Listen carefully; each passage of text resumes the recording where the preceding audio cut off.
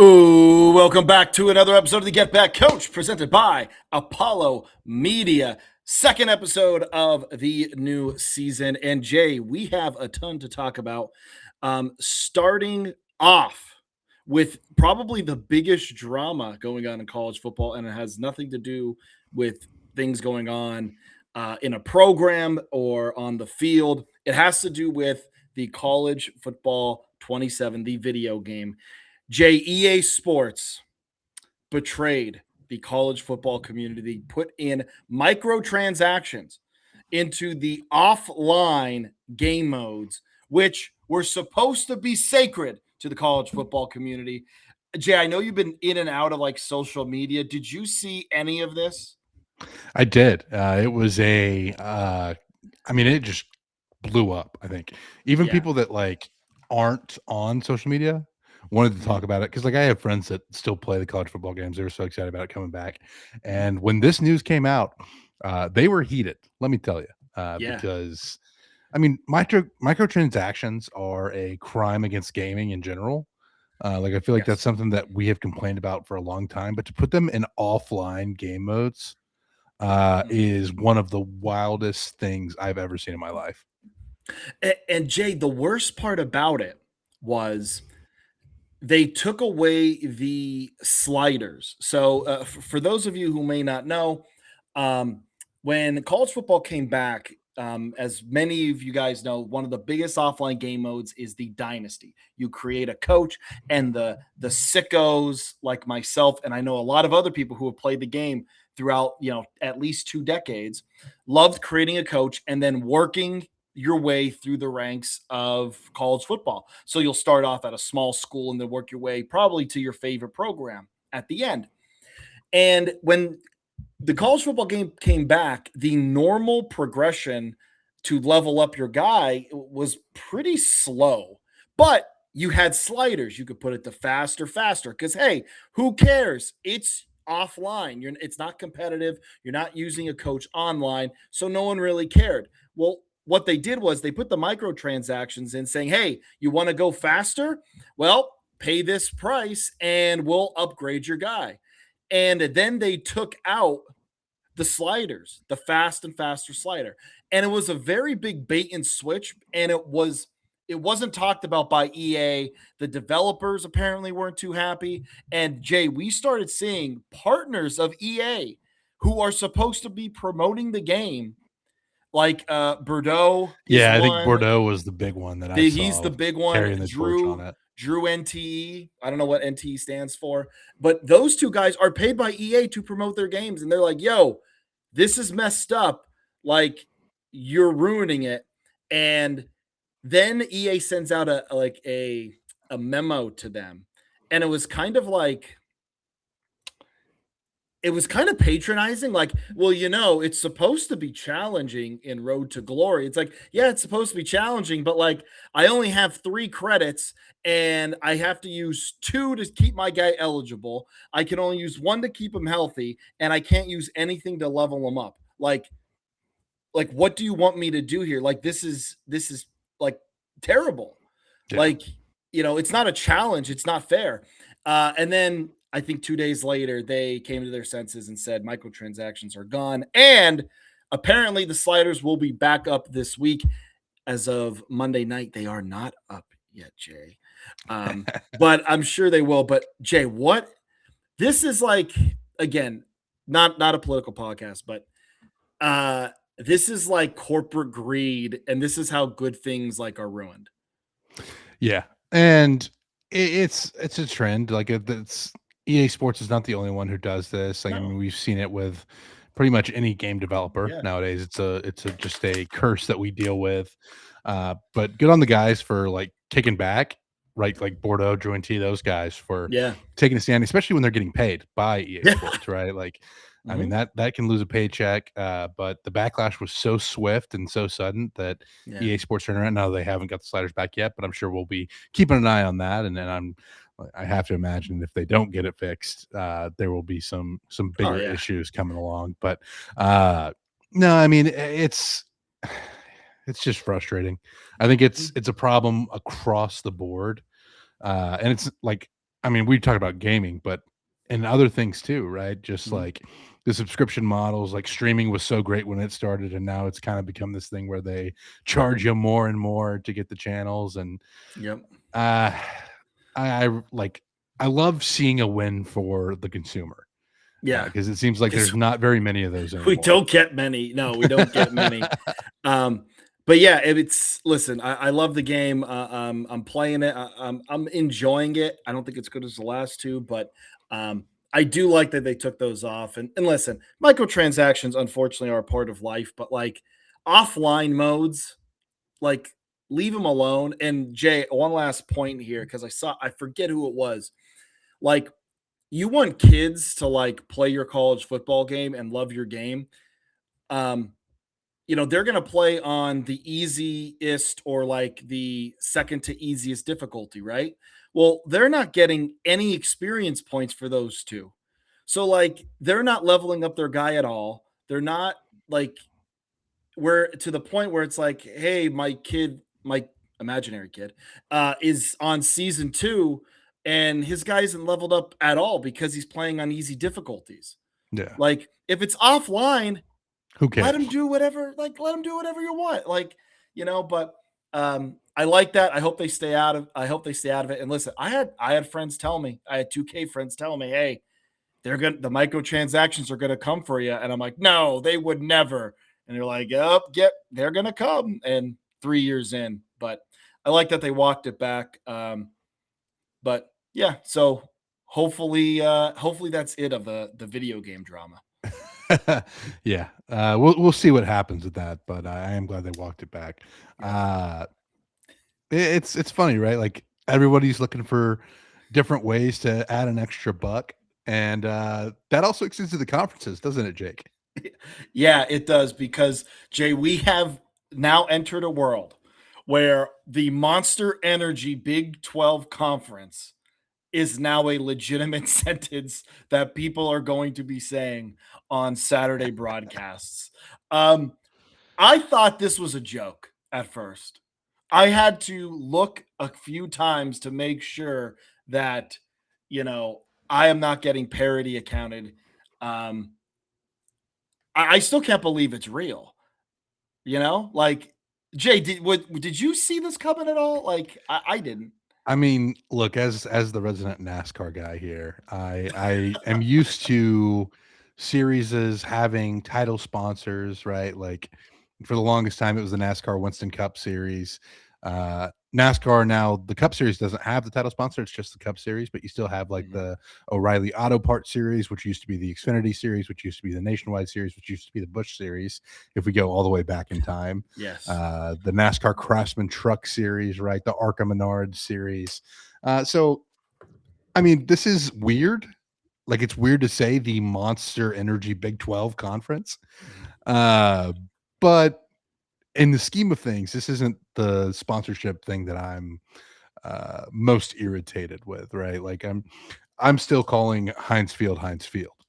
You Yeah. know, you look Mhm. at certain things like that, and like nobody's ever going to call it by its full name. We all No. know that. Like it's going to be the No. Big 12 conference, Yeah. and if somebody calls it the Monster Energy Big 12 conference, it's probably because they're making some kind of joke, uh, Or they're getting paid to say it. or they're getting paid to say it, which we are not. So we will be We're calling not. it the Big 12. No Yeah. free ads. Yeah. You hear that, Monster Energy? Hear that, Big 12? You want us to call it by a full name? Throw a couple bones our way. Uh, Maybe a white monster. yeah. Just a Oh, case, dude. never mind. It's a funny story. There's a joke. There's a joke in there, but anyway. I'm gonna go off topic a little bit here. Like speaking of Yeah. Monster Energy, when Jeff Banks and Jake Spavital were at A&M, they had these like red monsters they'd always drink. I think they called them the lion's blood. It was just a way to, I guess, get the energy going in the morning if you're not a coffee drinker. I think you divide up whatever energy source you have. Like Mm, you're either an energy drink person or a coffee person. yeah. I've always been a coffee person, Jake. Yeah, neither for me.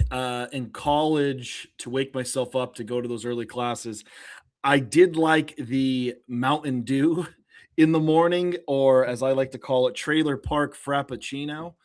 Um, Dude, you stop in at the gas station, get you a Mountain Dew and a hot dog, right? It's a man, trucker diet.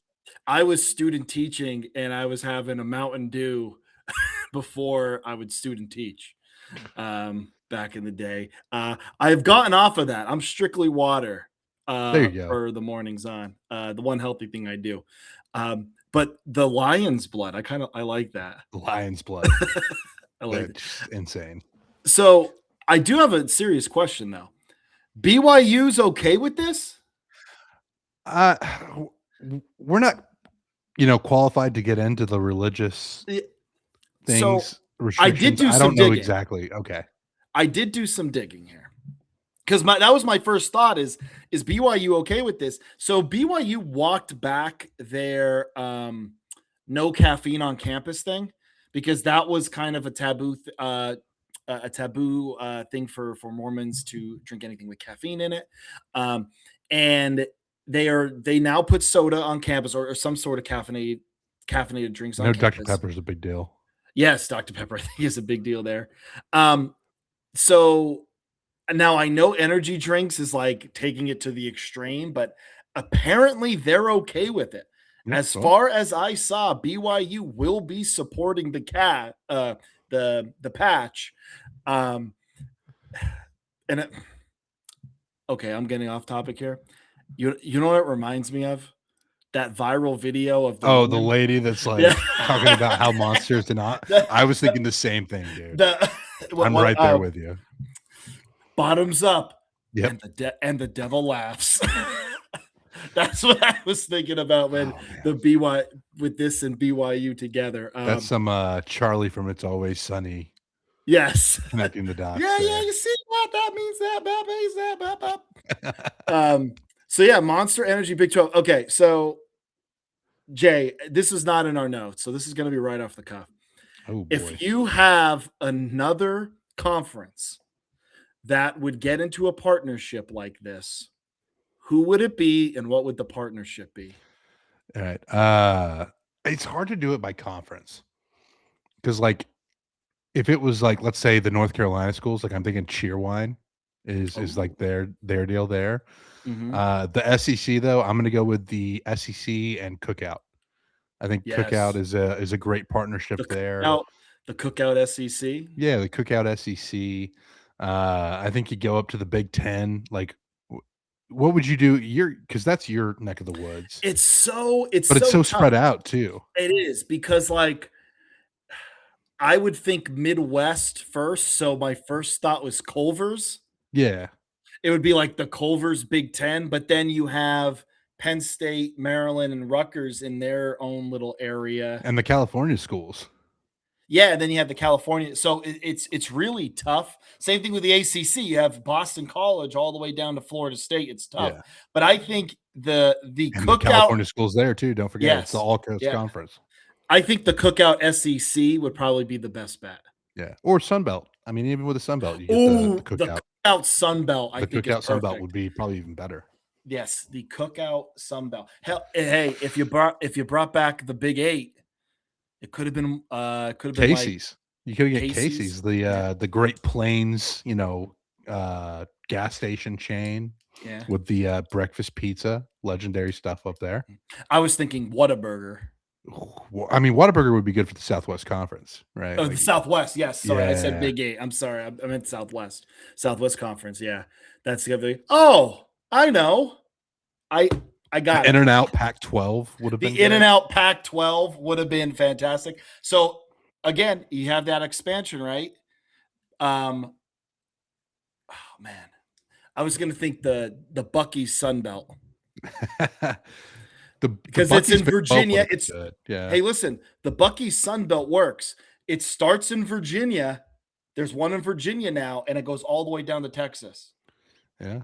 I think the Bucky's Sun Belt, that needs to be the next one right there. Oh man. I think we figured it out. Yeah. All right, Jay, let's get into the meat and potatoes of what Oh, this. I got one more. You got one more? Let's get the National Park System to sponsor the Mountain West. Yes. Yes. The Mountain West brought to you by the National Park Services. Oh, beautiful. Boom. Oh my God. Yes, absolutely. I love it. Now, what the meat and the potatoes of what this episode is all about. Jay and I are going to be running through every single head coaching hire in the FBS. Okay, we're going to break it down by conferences. And Jay, I have took it upon myself to start in the Big Ten, and I think you know where I'm going to start here, and that is Matt Campbell coming from Iowa State. A lot of success at Iowa State, going to Penn State. Jay, so I just want to say that Matt Campbell's personality has kind of been a breath of fresh air at State College. James Franklin being more of a politician type, CEO type, and now Matt Campbell is more of a ball coach. He is, I think, getting the alumni back. I think he's really hitting all of the points he needs to hit to rally this community again, who was really divided towards the end of that Franklin era. So I love what Matt Rule is doing. Penn State right now, recruiting wise, is doing about the same, a little worse than what James Franklin was there. And I think that is a worry. But I like Matt Campbell. And honestly, I think Penn State's kind of a dark horse going into this year because of their easy schedule. But Matt Campbell is a great program builder, and I think he fits in perfectly at Penn State. Yeah, great program builder. I think as long and as drawn out as the process was for Penn State to find their guy, I think they hit it as well as they could have. Mhm. I look at Matt Campbell, and he's a guy that has had success at a place in Iowa State that hasn't had a lot of historical success. Obviously, the standard is going to be higher at Penn State. We know that just going to the playoff is not going to be enough. We want to see the Net and the Lions compete. All right, the fans up in State College are going to want to see that. I do think it's going to be a little bit of time. We're going to have to see how things shake out early on. And I know it's all roses right now. There's going to be some thorns as we go through this process. But I do think Matt Campbell was a good decision for Penn State. There are already some thorns, Oh, Jay. boy. People are already complaining that he's missing recruits, but you know me, that's not me. I really like the guy. But yeah, Matt Campbell, I think he's a great pick. And listen, they backed like they fell into that. Like they fell like this could have gone very poorly for Penn State. Luckily, they got a hold of Matt Campbell when they did, and were like and convinced him because we were looking at more subpar hirings. But yeah, Matt Campbell, I can't wait to see it. I can't wait to see it. I really like where it's going. Yeah. Um, Sticking with the Big Ten, yeah. Kyle Whittingham to Michigan is one of the biggest pieces of news. Obviously, Michigan, a lot of circumstances there off the field to go with the firing of Sharon Moore. But Kyle Whittingham stepped down at Utah, felt like he'd been there forever. It was kind of one of those situations where I think Whittingham is probably not going to be coaching for much longer. Mhm. But this was a good hire given Michigan's circumstances, given the fact that Whittingham wanted a fresh start somewhere. And it seems like a good fit culturally, right? Like Mhm. Michigan, you think of as a power program. It's not a program that's super flashy with what they do. They play a physical brand of football. That's who they want to be. I think this lines up identity wise. But we'll see. We'll see how it shakes out. I think Whittingham again is not going to be the long term fix. I think he's probably 5 years max. But I think he can have success there while he's there. It's Mhm. just going to be almost a transitional period. It feels like for the first 2 seasons, kind of getting away from the Harbaugh uh, dynasty, as it Mhm. were. I know they only ended up with one championship, but Sharon Moore still felt like part of that coaching lineage. So now it's a transition period, really, in my mind. Whittingham, I think, will have the tools to be successful there, but I don't know that we're going to see Michigan contending for national championships while he's there. Still, though, I think it's a good hire. Yeah, Jay, I think you have a high floor with Whittingham. You have a high floor. I don't think it's gonna be it's gonna be good. I don't know if they also get to that spot because I feel like Harbaugh, being a Michigan man himself, was able to sell Michigan man propaganda, Michigan man stuff to recruits because that's who he was. Whittingham isn't. And I do see a higher floor. However, there is a part of me, that thinks, is this going to be Rich Rod 2.0? I don't think so, just because I don't think Whittingham is as abrasive. Like, from Yes. people I've talked to, Whittingham is a much more likable person. Yeah. And I've talked with this with Mike Craven on Aggie War Pod. Sometimes being a likable individual buys you a little bit more time. Yes. Yep. And I think that's the biggest difference between Whittingham and Rich Rod. Yeah. Well, what's the saying? You can either win games. If you don't win games, you can't be an asshole. Yeah. You know, you can't. No, I can definitely see that, and I do think that's going to be a higher floor. I really do. I just don't know if Michigan's going to get to that. Again, Winningham can get them to the playoff, no doubt in my mind. But are they going to reach that same level they did under Harbaugh, which is the hardest level to get to? I don't know. I don't think so. But I still think Michigan's going to be it's going to be a well coached football team. Yeah, absolutely. There's a higher floor for sure. Yeah. Okay. Next one. Pat Fitzgerald to Michigan State. Jay, I'm going to put aside the hazing scandal for a second. Okay? We can bring it back. It's okay. But Yeah. I'm going to put it over there for right now. Listen. I think Pat Fitzgerald, what he was able to do at Northwestern was great. I really do. I don't know if this new era of college football is going to work with him, though. And the reason why I say that, and I know Northwestern is a tough place to win. It is. But his last 2 years, he went 4-20.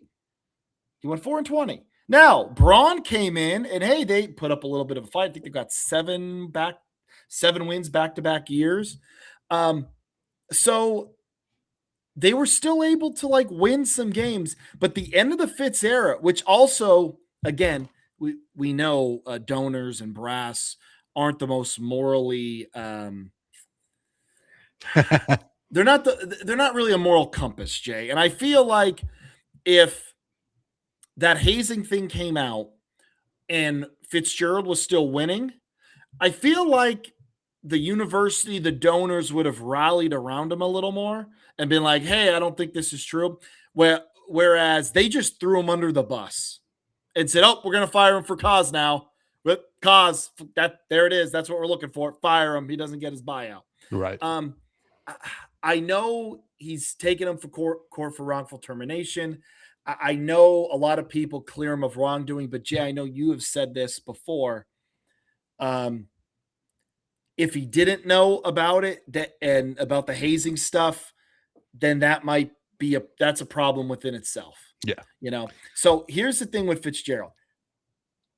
I don't think this is going to work out. I don't. I think the game has just changed so much so rapidly that you need somebody that has had their finger on the pulse of the game. I think we've seen this with other coaches, right, that haven't been able to adjust.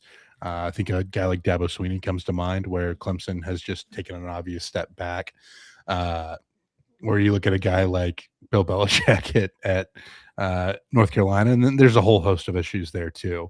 But yeah, to your point again, we've talked about it ad nauseum that even if he didn't know about the hazing, that's a red flag, because you should be cognizant of all the things going on within your program, and have your finger on the pulse of it.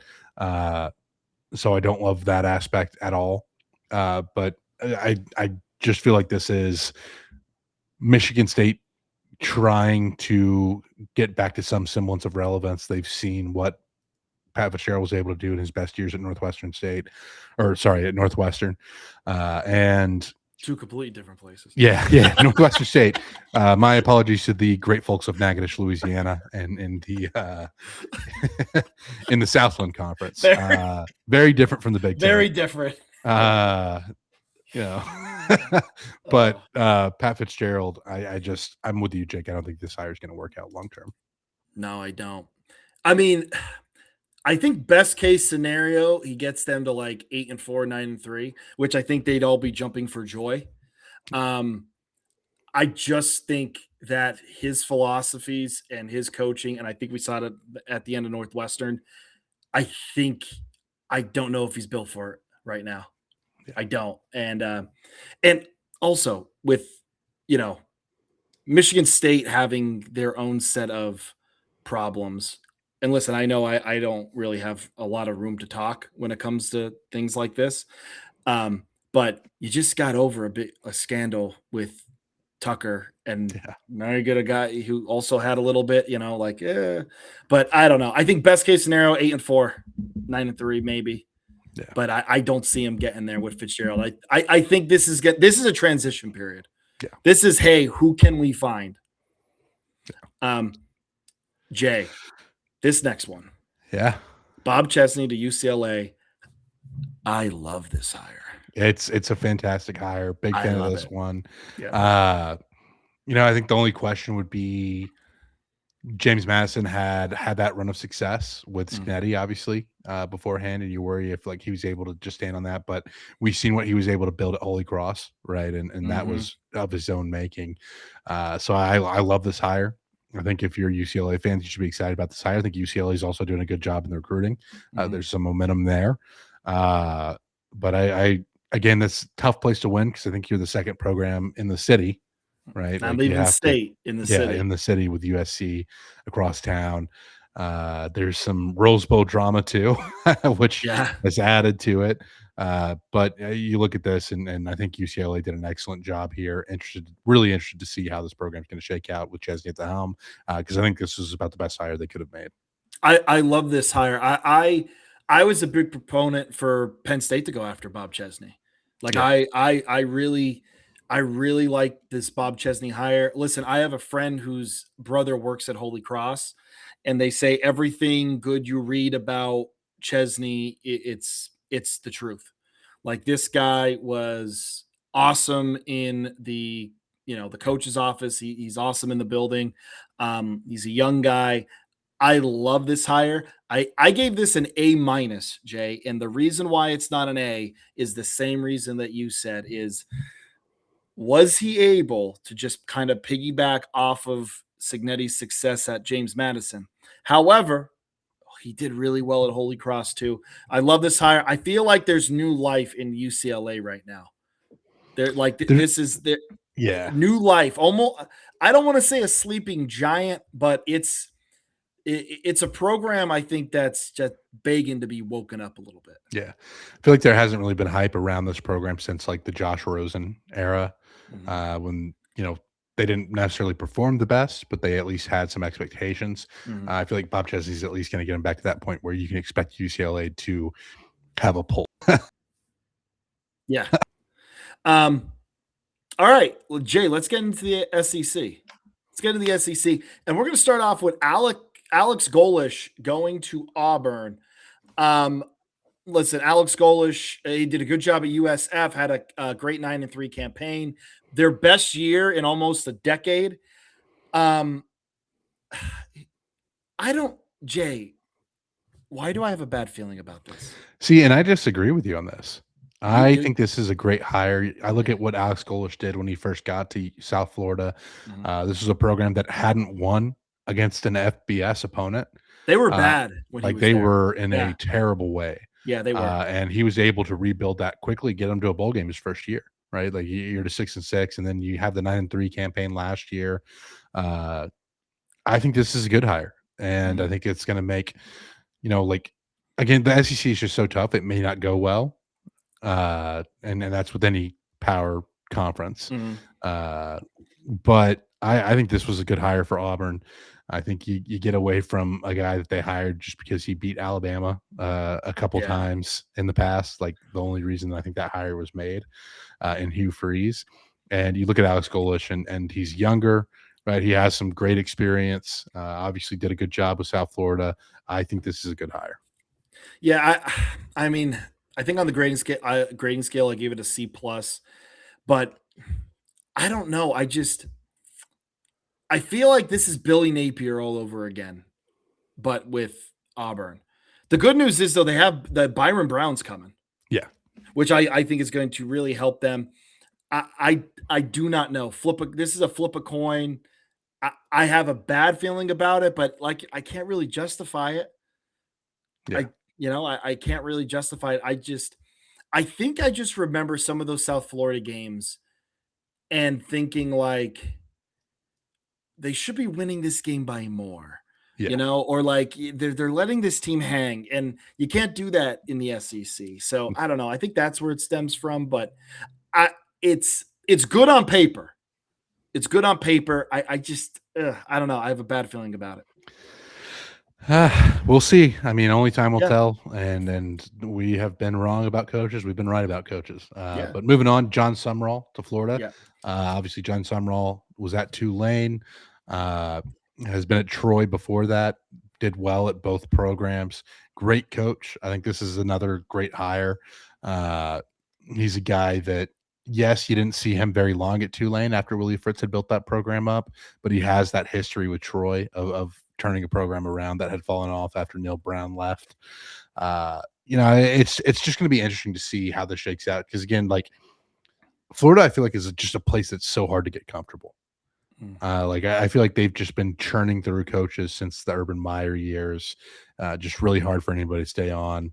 I mean, Will Muschamp, uh, McElwain, right? You go through all these names, you know, Mullen, and then most recently Billy Napier, and it just it feels like it's so hard for somebody to establish anything there. Uh, so we'll see if Summerall can break out of that bunch. Obviously, a very tough place because you have a program in state in Miami who's really rolling right now. Feels like it's really hard for Miami, Florida, and Florida State to all be good at the same time. Like it feels like one's going to be up, one's going to be down, one's going to be kind of middling. Uh, so tough place, but I think John Summerall is a great coach, and I think this was another good hire in the SEC. I like this. I like this hire more. Like you said, I really look back to those Troy days after Neil Brown left. They took a dip. He comes in, they start winning again. Takes over after Willie Fitz at Tulane. Again, Willie Fritz did a heck of a job there. So it was a little bit, I don't want to say easier, but he had something already established. Um, Listen, I want to love this.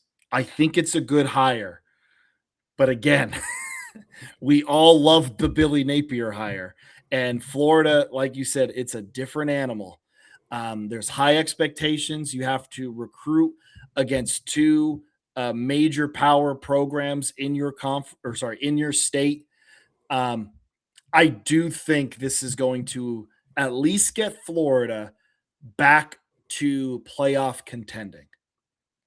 I don't. Again, I'm not saying they're going to make the playoff. I'm not saying they're going to win a championship. I'm saying this is at least going to get them back to playoff contention with John Summerall. I believe that. Yeah, and like Florida's going to have talent. It's just a matter of maximizing that and making sure your team is a cohesive unit. I think Mm. Summerall's a guy who can provide that. But again, never know. Moving on to Kentucky, who has hired Will Stein, offensive coordinator. Great offensive mind. This kind of feels like a throwback to like I think of Kentucky from like the Hal Mum and Mike Leach, right? Like when Yep. it was kind of the genesis of the air raid. Obviously, under Stoops, the past decade or so, they've been more of a defensive-minded team. I mean, there are times where, right, when like Lynn Bowden's playing quarterback, and it's Ground not, and yeah, pound. it's ground and pound, good defense. This is obviously going to be a completely different animal, completely different beast with Will Stein there. I think it's an interesting hire. I think it's a good hire. I think knowing that Kentucky, where they are in the pecking order of the SEC, at least in football, I think it's a intriguing decision. So just really interested to see how this one turns out. I don't have a strong feeling one way or the Mm. other. I would give this like if I'm grading this, I'm giving this like a B minus. Yeah. Like it's a fine hire.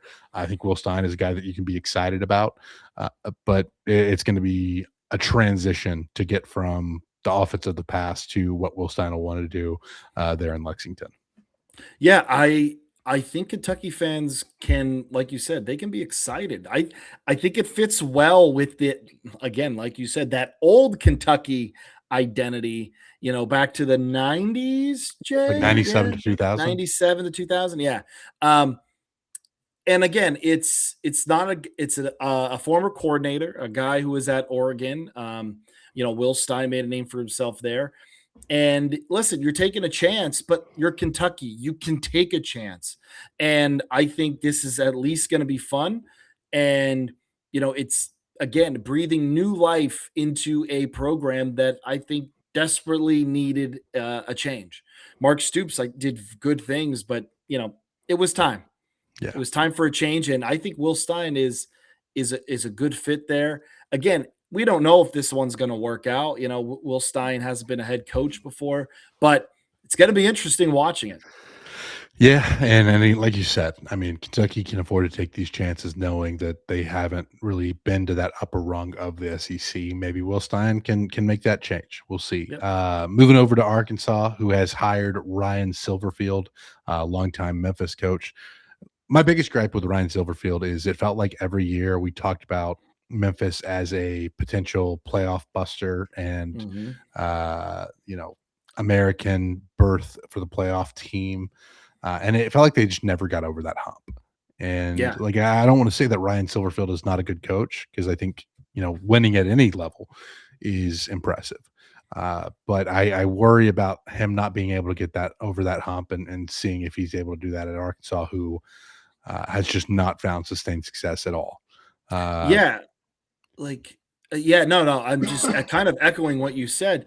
Uh, Every time we talk about Memphis earlier in the year, like you said, that hey, this is a potential playoff team. Hey, this team is really good. This is a team to watch out for, and they would win 8, 9 games, but they would lose 2 head scratchers. I feel like every year, where I'm like, how?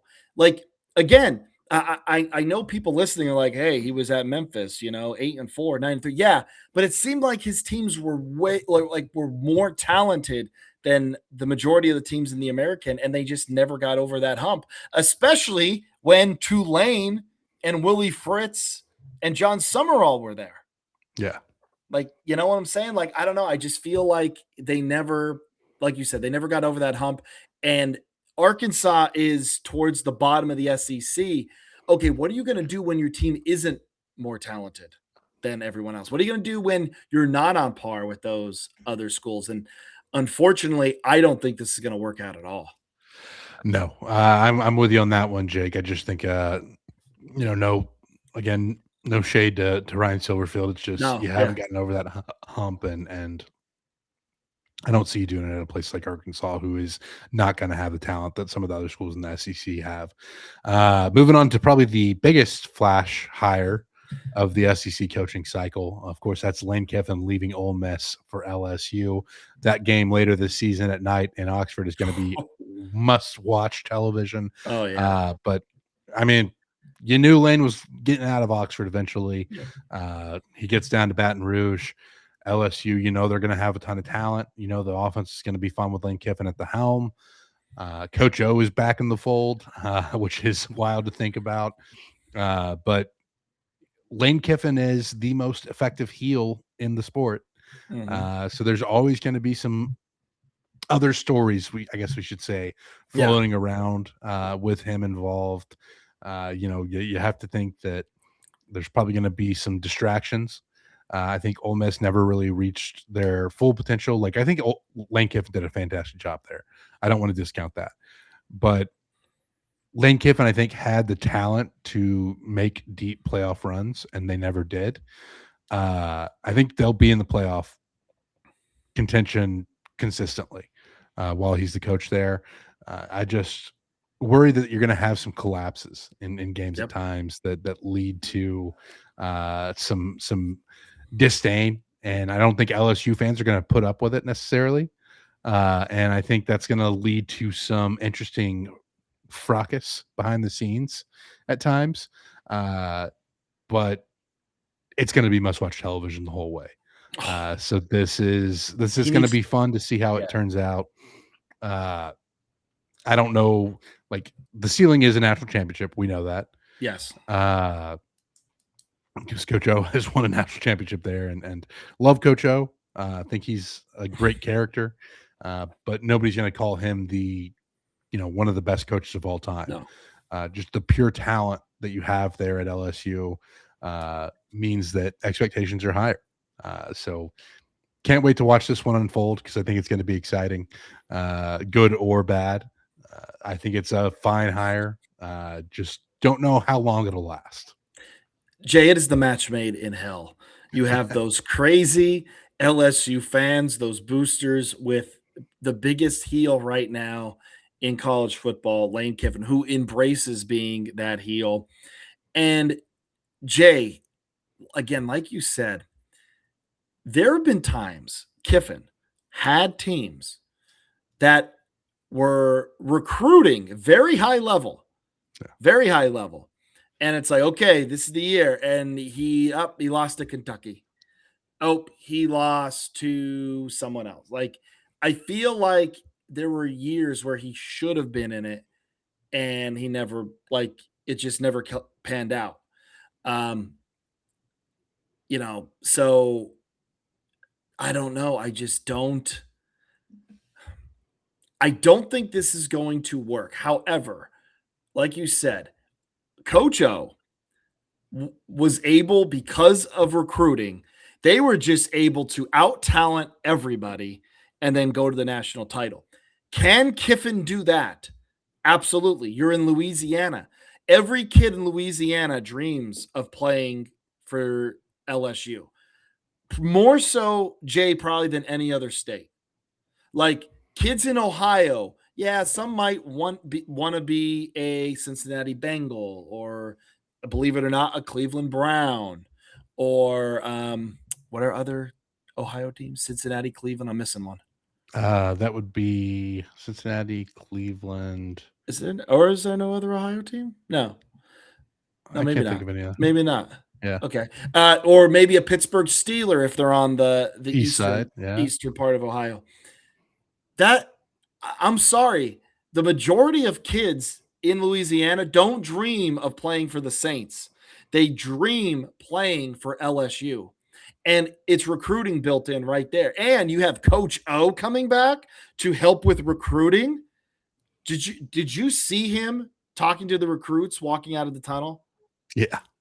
Like it's what you like. Kiffin doesn't have to sell it. He doesn't have to And he sell doesn't want to anything. recruit. He's glad that he has Coach O to be No. there to recruit. Right. He doesn't need to. So there is a chance he might be out. He might just be able to out talent everybody. But I also have this feeling that it's just never going to pan out. Um, However, this year, and I'm going to sound very contradicting, but they have 41 transfers. This might be also an Indiana situation where they might lose a game early or might be look shaky early, and then they just start meshing at the right time. Kind of like Indiana last year, where they were just meshing at the right time. They were gelling at the right time. So I don't know. Is LSU going to win a national title under Lane Kiffin? Who the hell knows? But it's going to be must-see TV. Yeah. Absolutely. And then the guy that replaced Lane Kiffin at Ole Miss, Pete Golding, I think you kind of have to give him the shot after what they did in the playoff. We'll see if it turns out the way it needs to. But I mean, generally these interim to head coach hires don't. Still, I think it's a fine decision for Ole Miss. You kind of keep the nucleus of the program together. There's some rallying behind Golding. Sure, I'm okay with this. Yep. Yeah, I'm okay. I'm okay with this one too. Because Jay, this is what happens. You go in another direction after you just had that contending that playoff run, and everyone's gonna go. So this is what happens. You keep Golding, you keep everything in house. Say in 2 or 3 years, like, hey, it's not working out. Now you have justification. Now you might be able to get some of those guys to stay, you know. But if you would have, if they wouldn't have hired Golding, they would have been looking at a bigger mess. So one, I like the hire for keeping everything together. Unfortunately, usually what happens here, the shine wears off and it's just not going to work. But I think Ole Miss had to make this one. Yeah. And now we move on to the Big 12, where Eric Morris has taken over after Mike Gundy's reign at Oklahoma State comes to an end. The Cowboys go and get a guy that's super talented, great offensive mind, understudy of Mike Leach. Was at North Texas most recently, had some success at Incarnate Word. Eric Morris, you know the offense is going to be great. You know that offense is going to be great. He brings some transfers with him. Mestamaker is going to be there in Stilly. I think this is going to be a fun one. I'm excited to see how Eric Morris does at Oklahoma State. I think this one made a lot of sense. I think Oklahoma State should actually be pretty happy that they got Morris, because I think Morris probably could have gotten a better job, because now he's the guy following Gundy, who was there for forever, right? Mhm. Which is always a tough position to step into. But I think this was a good hire for Oklahoma State. Listen, I think this is a I think this is a perfect fit. I think this is going to be Oklahoma State back in those early Gundy days where they're just going to be slinging the rock everywhere. Yes, you have some worry about being the guy after the guy, but I think this is a great match. I think this is what Oklahoma State needs to get back in that national picture. Yeah, sticking with the Big 12, Morgan Scalley at Utah. Scalley has been the head coach in waiting for a long time. We've already kind of talked about Whittingham leaving, and felt like it was just time for a fresh start for the Utes. I think that was a mutually beneficial decision, because I don't think they can hold on to Scalley for much longer. Uh, he's a guy that has, I think, played football or coached in football his entire life in Utah. Just a guy that gets the state, understands the program, and yeah, I mean, this was always the hire. Like, this was the decision that I think decision had been made a long time ago. We'll put it that way. Whether it works out or not, we'll see. But like, they didn't have to go search for a guy. They knew who they were hiring to replace Whittingham. Now Scally gets his chance to be the man at the helm. Yeah. So Jay, I feel like Utah. Now, correct me if I'm wrong. Okay. So I feel like Utah did not want to lose Scally, right? I think it's accurate. They didn't want to lose him. Whittingham isn't Whittingham isn't going to retire, and they're like, if we leave Whittingham here, Scally might go somewhere else. And I think that is where we see that, hey, the push out of Whittingham. Yeah, and honestly, like, I don't know that it was too much of a push out either. I think Whittingham had done all he could do, and realized that, and wanted a new challenge of his own. Now, I think there was probably some feedback from Utah that they were looking to put Scally into that role finally, and that helped make Whittingham's decision. But I really do think this is one of the cases where it was a mutual decision, and Scally was always going to be the hire. Yeah. No, I think it's a good hire. I think Utah got their guy. And if you're around a program and you're like, "Hey, that's the guy we want," and you get him, now everyone gets to rally around him. So I think, hey, if Utah's happy, I'm happy. They they have their finger close to the pulse there. So um, again, I don't know if it's going to work out, but I think Utah got the guy that they wanted, and more power to him. Yep. Moving on to another guy that was, I think, always slated for a position, Mhm. Colin Klein to Kansas State as the head coach. Had spent the past couple of years at A&M as offensive coordinator, was a assistant at Kansas State before that. Played under legendary Bill Snyder. Like, this is a guy who is Kansas State through and through, prodigal son coming home. We'll see if it works out, but I think we know what you're getting with Colin Klein. You know what that offense is going to look like.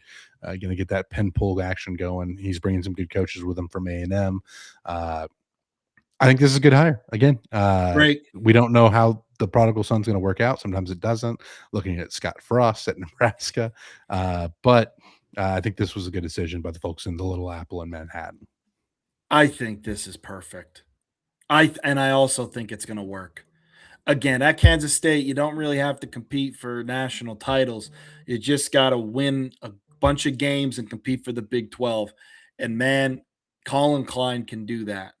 Um, Again, I know you're probably sad to see him leave, Jay, but I think this is a perfect hire. Again, this is another one where the program got their guy, and I know we talk about prodigal sons not working out. Colin Klein is not Scott Frost. I think he's No, a he's little not. more likable. So I love this hire. Love it. Absolutely love it. Moving on to Iowa State, Ames, the other half of Farmageddon, as it were. Yes. Jimmy Rogers, former South Dakota State head coach, was at Washington State last year. The Cougars went 6-6. Obviously, a very tough situation there in Pullman. But yeah, I think this is fine. You have to replace Matt Campbell, who's been there for a long time. Kind of a tough decision. Like, this is another the man replacing the man type of role. We'll see if he can build a program, but I'm okay with this hire. Here's the thing: that late in the process, I think you're fine with hiring Jimmy Rogers. The only thing that worries me is Jimmy Rogers didn't really have to build anything at South Dakota State. You know what I'm saying? And listen, he went 6-6 last year at Wazoo. Again, much easier schedule than what he's going to see at Iowa State. I worry about his program building skills because he was gifted a very good program at South Dakota State in the FCS. I think for the time frame, I think this is as good as probably you were going to get at the time. Yeah, I agree with you wholeheartedly. Moving on to the ACC, the All Coast Conference, right? Yes, the All Coach Conference. Your guy. I'm going to let you take the lead here because James Franklin is now the head coach at Virginia Tech. Yeah, James Franklin is the head coach at Virginia Tech. Again, James Franklin is a program builder. And if you want to see your floor of your conference, or sorry, the floor of your program be raised, I think James Franklin is the type of guy for that. Yes, he has problems in big games. Yes, he has problems against top 5 teams, top 10 teams in the country. But here's the thing, Jay. What James Franklin recruits is what you're going to see on the field, right? He recruits at a level between 8th in the country and 15th in the country. Jay, where do most of James Franklin teams finish? Between 8 and 12 or 8 and 15. And guess what? If you're told me in 5 years, whatever James Franklin recruits, that's where he's going to end up, Virginia Tech will be doing backflips. Yeah. And to add, who is the most legendary coach at Virginia Tech? That would be Frank Beamer. Frank Beamer. How many wins did Frank Beamer have against top 5 opponents? I'll say 4. 2. 2. So the thing is, James Franklin can do pretty much that. Again, he's a politician. I know Virginia Tech fans are loving him right now. His shtick gets a little old. However, as a Penn State guy, and again, I was way more favorable to Franklin than a lot of my counterparts or my colleagues. However, Virginia Tech got a very good coach who is going to get them into big games. Okay, they haven't. When's the last time Virginia Tech has been in a big game? Right. It's been the Beamer years. It probably, yeah, it's been the Beamer years. So, okay, we want to get back to playing in those games. James Franklin's the type of guy, and I don't want to take shots at the ACC. I mean, yeah, Miami's good right now, but are you going to see a team in the ACC that's as good as Ohio State? Are you going to see a team in the ACC that's as good as Oregon? Are you going to see a team in the ACC that is as good as some of those Michigan teams were a couple years ago? Okay, you have Miami, and that's it right now. It's wide open outside of Miami. I think, again, this is a conference where Duke was in the championship game last year. No offense to my boy Manny Diaz, but come on. So I think James Franklin, yes, can make some noise and can be a consistent contender in the ACC and make playoff runs. And guess what? At Virginia Tech, they're going to be okay with that. Hey, get us to the playoff. So I think it's a great hire for them. And the only thing I'm worried about, Jay, is with what we saw last year at Penn State, is this going to be a trend of James Franklin maybe being in the game for too long? And is the NIL era starting to pass him by? Because listen, James Franklin is kind of an old school guy. He's a player's coach, but his philosophies are old school with NIL, with all that stuff. So again, that is my worry with him, but I do think it's going to work out. Yeah. Will be interesting to see for sure. One other thing is he recruits the DMV fantastically well.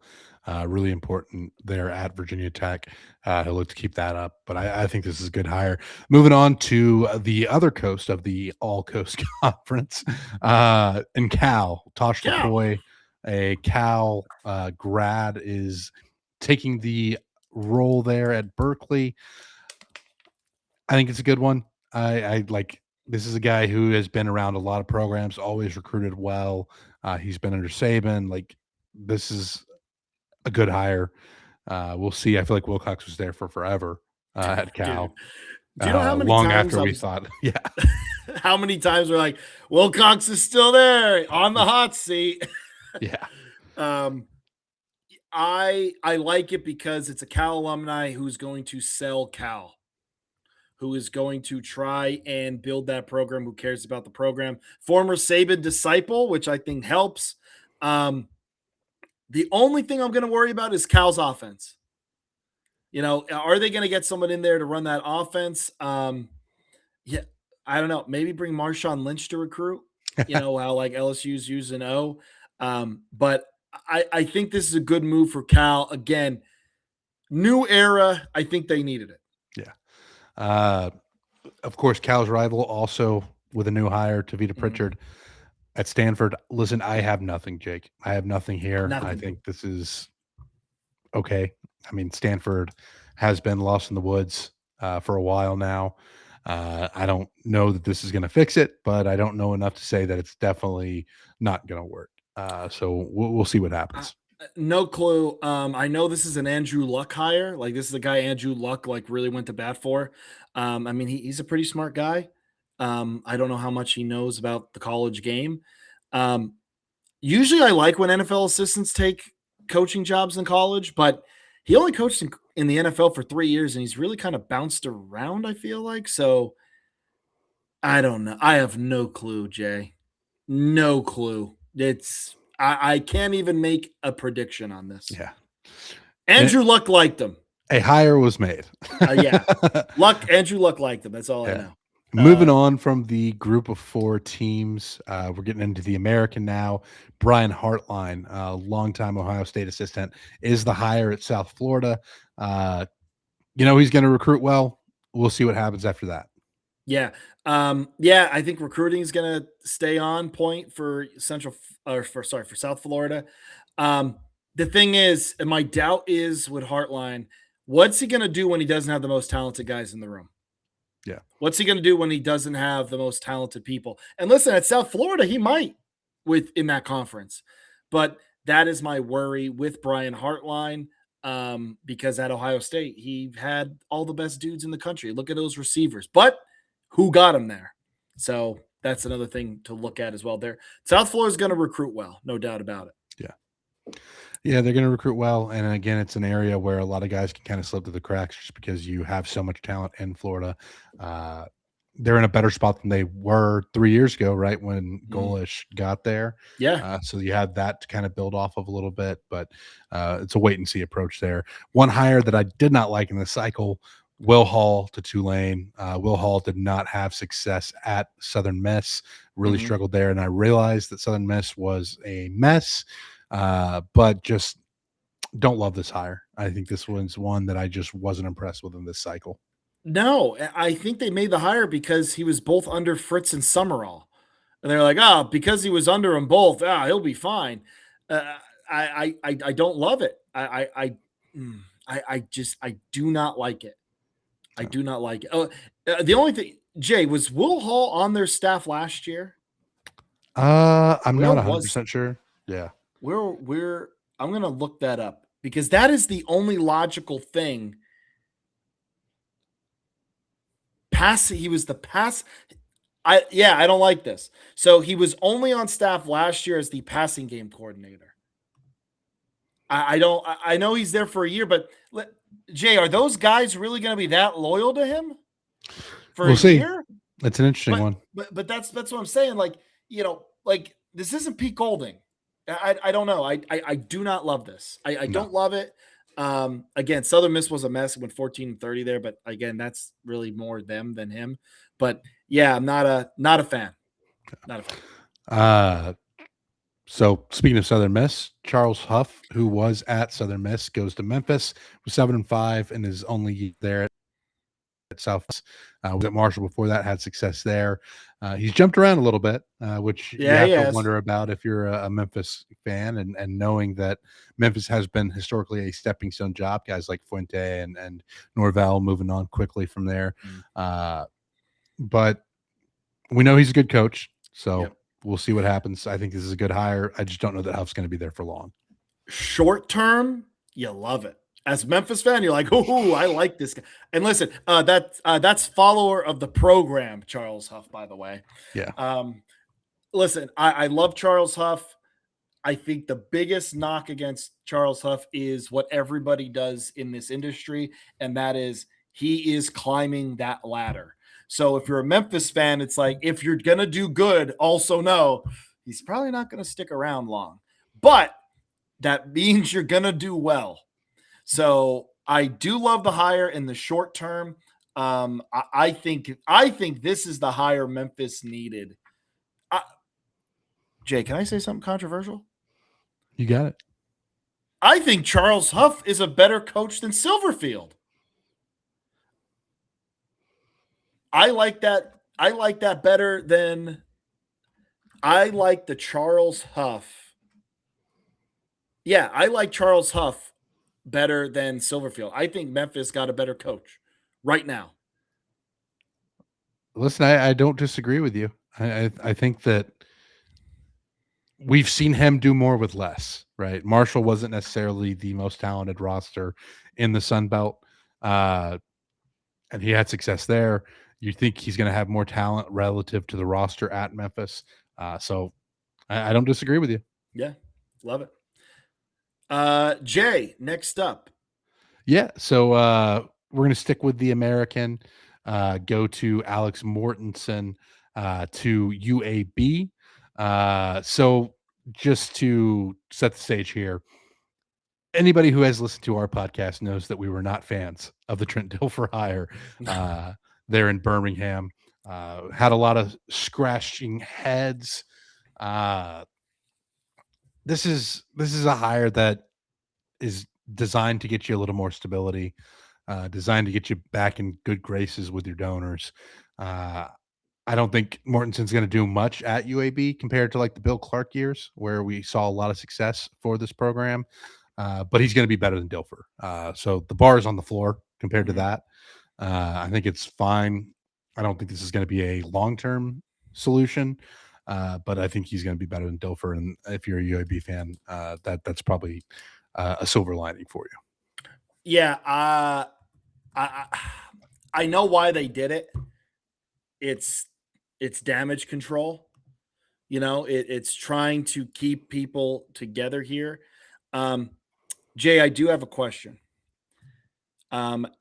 How many years, okay, before he was hired at UAB? He was hired at UAB in 2023. Okay, so 3, 4, 5. So he's been 3 years. He's been an offensive coordinator. Okay. Has he ever been a position coach in college before becoming a coordinator? Well, I'm cheating. I did bring up his. I brought up his page. He was a quarterbacks coach at New Mexico Highlands in Las Vegas, New Mexico, D2 school there. I'm not counting that. So my thing is, so GA at Alabama, analyst at Alabama, AAF, Alliance American Football, which, hey, shout out the AAF. Forgot about that. Analyst at Alabama again, and then he joins Dilfer's staff. Again, I think this is damage control, but like also Where are his credentials? How did he become an offensive coordinator that fast at a Division One program? Like, I don't know what to tell you. why? Like, I don't know. And again, this stems from the Dilfer hire. I don't think this is going to work out. This is strictly damage control. This is, let's try and keep all these guys here for as long as we can. Yeah. I guess one little nugget was Mortensen's the son of the late ESPN NFL analyst Chris Mortensen. So Yes, I did also see that. Yes, did yeah, not add it. that's not a huge fan of this hire, but again, better than No, Dilfer. So the bar's on the floor. anything's better than Dilfer. I'm better uh, than Dilfer. we took, Anyway, yeah, Neil Brown to North Texas. Neil Brown. I like this one, Jake. I like this one. I I think this like is it a good too. hire. I like it too for Neil Brown. Again, I think this is the guy. It's not going to be bad. I don't know how good it's going to be, but it's not going to be bad. The only thing that I think sucks for North Texas fans that you just had this flashy, awesome offense, and now Neil Brown is not flashy really at all. So I know it's not a hot name right now. I know at West Virginia he was like 6-6, 7-5. That was like just middling the entire time before having a bad year. Um, I think this is good for everyone involved. I like the hire. I don't know if North Texas is going to win the conference, but I think they're going to be all right. Yeah, I think it's a B. I think it's a B hire. I think it's be higher. I B. approve of it. I think it's going to be fine. It's going to be a little bit of a transition from Eric Morris. I think you're going to be a little more Yeah. balanced as a program, but I like this hire. Moving on Yeah. to the new Pac-12, The Kirby dude. Moore to Washington State. Sure, fine, whatever. Yeah. Brother of Kellen Moore. Okay. But can he coach like his brother? He's been around the block a little bit, offense coordinator at Fresno and Mizzou. I think I like it. It's fine. You know, again, you're at Wazoo. It's late in the game. You could take a chance on a guy like that. Yeah. One hire that I did like, a program that I've considered a sleeping giant for a while, Jim Moore to Colorado State. He was really, really impressive at UConn, knowing the struggles of that program.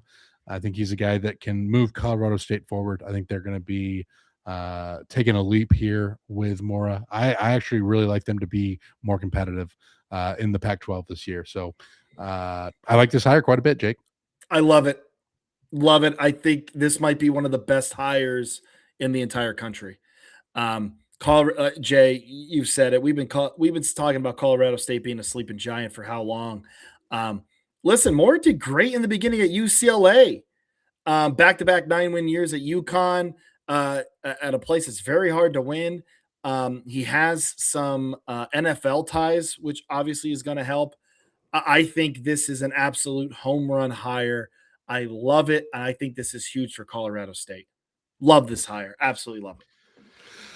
Moving on to Oregon State, a program that has been kind of going through it similar to Washington State. Jamarcus Shepard is the hire for the Beavers. This is another guy that I just don't know a ton about.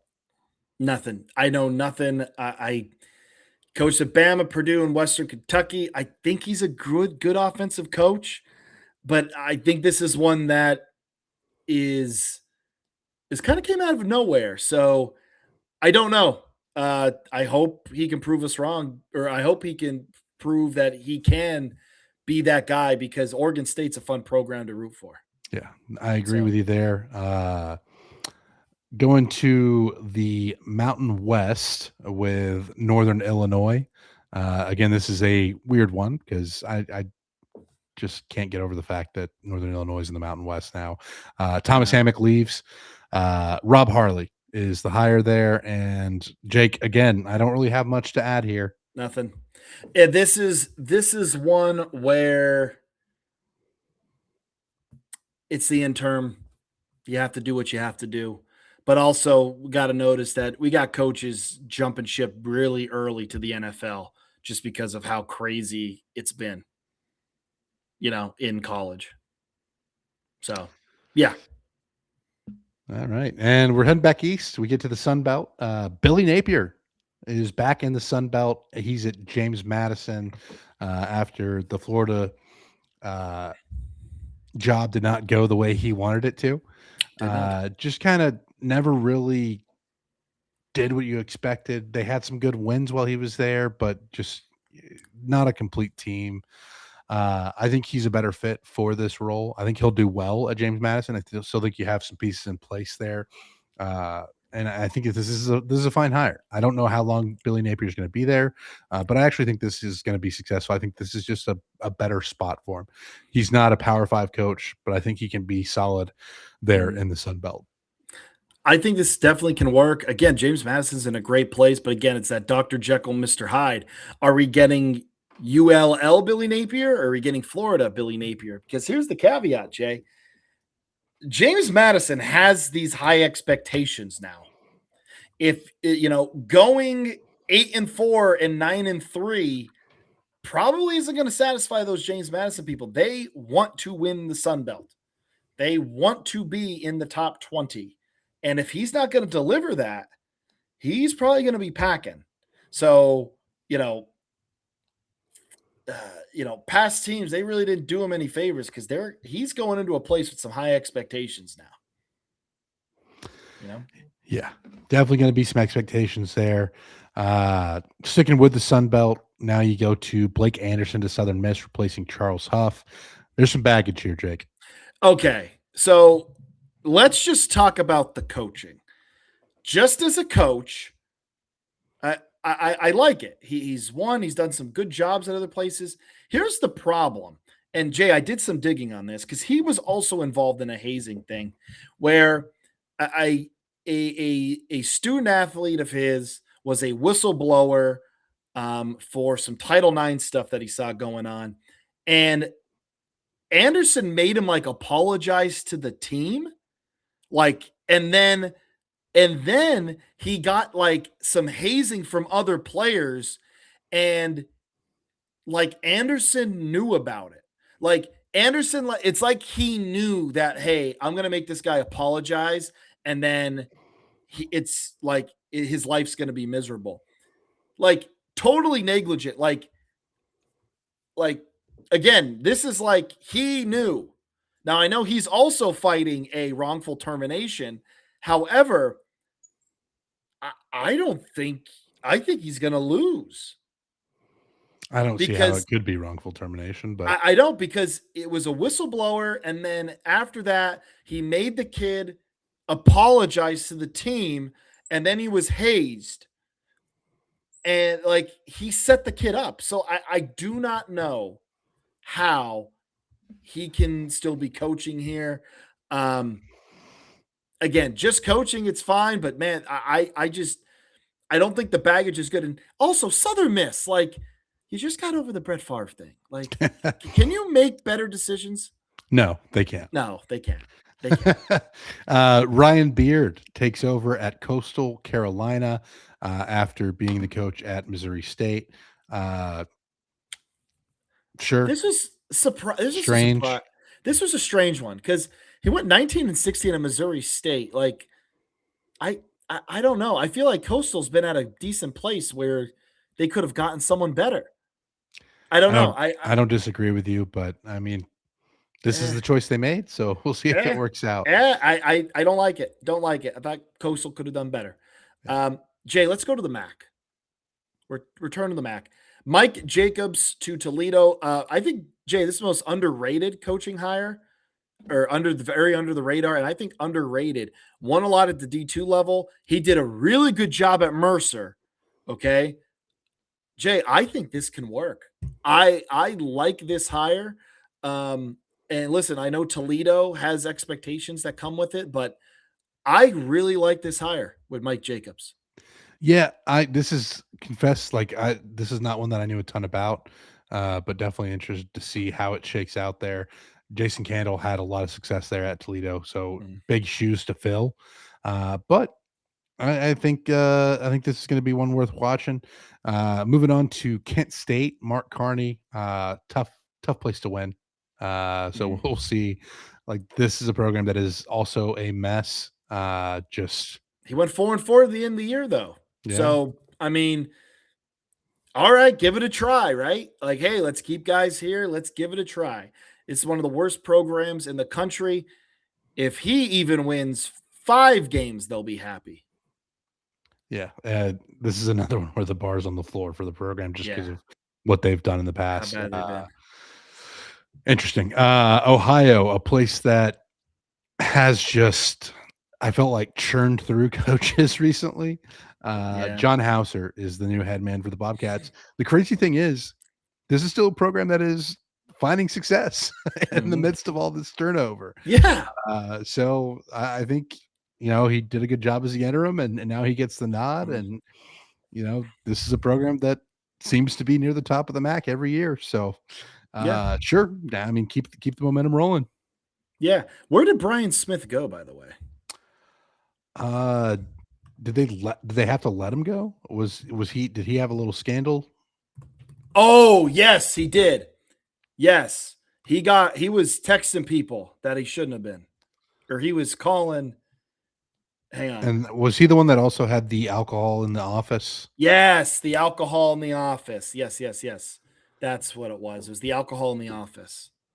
And then he may have been texting, calling. I don't know.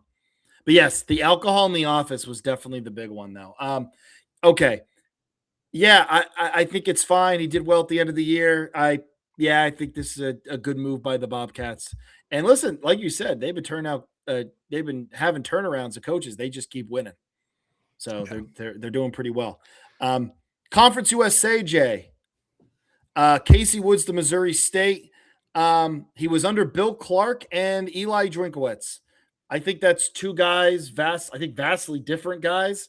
But I think that's good. Yeah. I think that's at least a good. You have a decent resume behind two successful coaches. Yeah, and Missouri State is obviously still in the infancy of their time in the FBS. Uh, I don't hate this hire Yeah. with Ryan Beard going to Coastal, so we'll see if Casey Woods can step in and build that program at the FBS level. We mentioned this name already, talking about Mike Jacobs to Toledo, Jason Candle to UConn. I think this is a good hire. Oh, Jason great Candle hire. had a ton of success there for the Rockets, and UConn is a program that has seen a little bit of a resurgence thanks to Jim Mora. They're looking to keep that going, and I think that Candle to UConn is a good choice, good decision. Yeah, no, I love this hire. 81-44, 2 conference championships at Toledo, 3 division titles. Great offensive coach, can run a program. I thought he'd get a bigger job. Yeah, I mean, I thought I saw his name getting thrown around for some jobs. Yeah. Like I think Kansas State was looking at him, even though Colin Klein always felt like the hire there. Iowa State was one that I saw kind of poking around there, but it's good for UConn, right? I But I love it. think this I is love it this for is another UConn. one of those underrated hires. Yep. Absolutely love it for UConn. Jay, a little housekeeping before we land the plane. Next week, we will be live on Tuesday night at 7 Eastern, 6 Central. We're going to talk about the Big Ten with our friend Jeffrey the Greek. And then the following week, we should have a guest. Just got to tie some things up there, but we're also going to be on Tuesday night at 7 6 Central. Okay, so the next 2 episodes are going to be live at, please don't do that. The next 2 night or so the next 2 pods are going to be on Tuesday night at 7 Eastern, 6 Central, and then the pod will release to everyone who listens on Apple, Spotify, wherever on Wednesday morning. Okay, so we're going to be live next week on Tuesday for our Big Ten. I hate The wheels are falling off here. For those that are watching, you got the reference, but I couldn't just let the number 6 and 7 slide by. I'm sorry, Jake. It had to be done. Yeah. I'm going to attempt to land the plane now amidst this turbulence, as it were. Thank you again to all of you who tune in for the Get Back Coach podcast. We appreciate it. So great to be back here for the season talking about football. Can't wait to see the actual games in progress. Do all the things that help us grow as a podcast: like, subscribe, share, word of mouth, all of that. Get it out to your friends. If you're a potential sponsor, slide in the DMs, let us know so that we can start putting you out there in front of our audience. Thank you once again to all the listeners, and we'll see you next time. From all of us at the Get Back Coach, have a great week.